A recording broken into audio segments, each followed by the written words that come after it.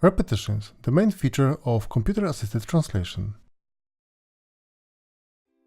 In this video, you will learn what repetitions are. You will see translation directly in Excel and translation with a cut tool.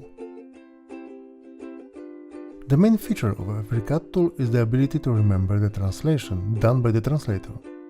Cut tools remember the translation and can translate repeated sentences automatically. Let's compare the translation process of the same text without and with a cut tool. As an example, we'll take a technical text with many identical sentences. First, we will see a translation without a cut tool, directly in Excel. Here we have an Excel sheet with the source text on the left. The translation should appear on the right. All we have to do is to put the translation into the column on the right, row after row. Our list is quite short, and we could translate the whole text within few minutes. But similar datasheets contain mostly hundreds of thousands of rows. You can imagine how long it would take to translate them.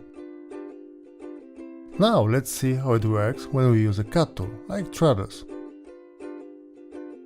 In Trados, we have to translate only first occurrences of the repeated items.